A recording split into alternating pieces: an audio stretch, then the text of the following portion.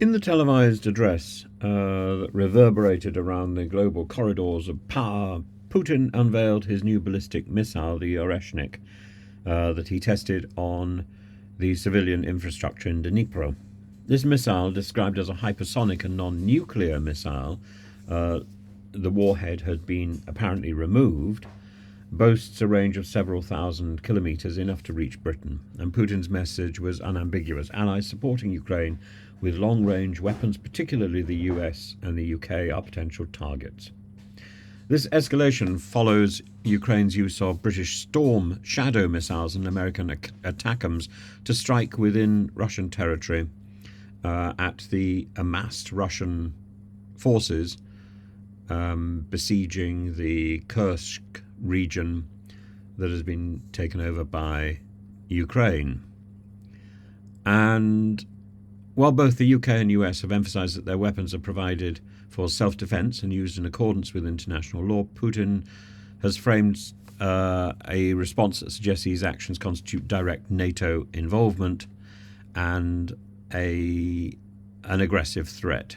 His statement, "We consider ourselves entitled to use our weapons against military facilities of those countries that allow their weapons to be used against us." This marks a sharp escalation in rhetoric. Downing Street's response, while measured, underscores the seriousness of the threat. The spokesperson for Starmer says this is an example of escalatory behaviour, but emphasises that such threats only strengthen our resolve to support Ukraine. The Defence Secretary John Healey echoed this, labelling Putin's move reckless while reiterating the UK's commitment to Ukraine's defence. The Oreshnik missile reportedly travels at a speed 10 times the speed of sound, making it nearly impossible for current missile defence systems to intercept.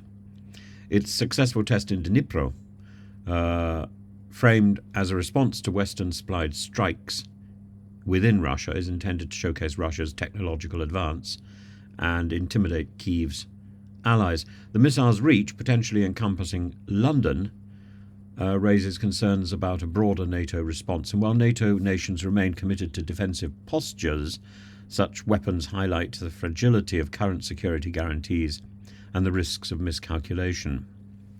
Putin's promise to issue advance warnings of strikes, ostensibly for civilian safety, drips with irony given Russia's pattern of indiscriminate attacks on Ukrainian cities, the extraordinary ratcheting up of drone strikes around Kyiv.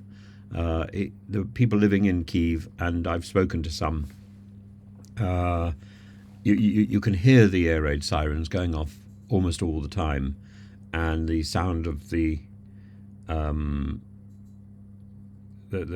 sound of aircraft, the sound of drones, I suppose, must be terrifying, and some of them will get through. In the end, people are not going to be going off to air raid shelters because you get no life. And the problem with this sort of blitz is about defiance and about establishing, as one does with terrorism, that this will not restrict real life. The UK, along with the US, has been pivotal in equipping NATO to defend itself. But Russia's narrative of NATO's direct involvement escalates the stakes, with Putin suggesting that Western advisors play an operational role, therefore, in Ukraine's strikes. Andrei Kelin, Russia's ambassador to the UK, explicitly accused Britain of being directly involved in the war, a claim Downing Street categorically denies. Putin's rhetoric is also designed for domestic and global audiences, particularly the domestic audiences, which I think we underestimate here in the UK. By portraying Russia as under siege, he seeks to rally nationalist support while deterring further Western involvement. His lowering of the nuclear threshold serves as both a warning and a gambit, exploiting the West's aversion to escalation. Military analysts have termed this a pivotal moment in the conflict. And Sky correspondent Ivor Bennett points out that Putin's choice of a televised address, reserved for moments of national significance, signals a deliberate intensification. This, combined with the introduction of a new weapon and threats against NATO allies, suggests an increasingly volatile phase.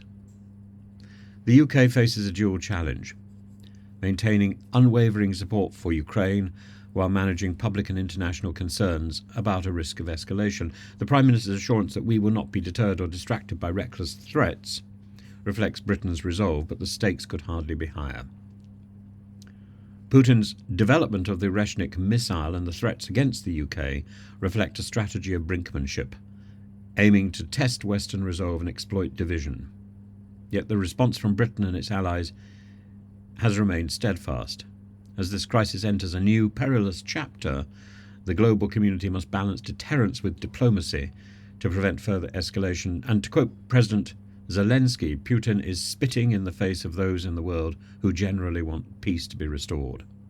The Oreshnik may be hypersonic, but it cannot outrun the collective determination of nations committed to freedom and sovereignty.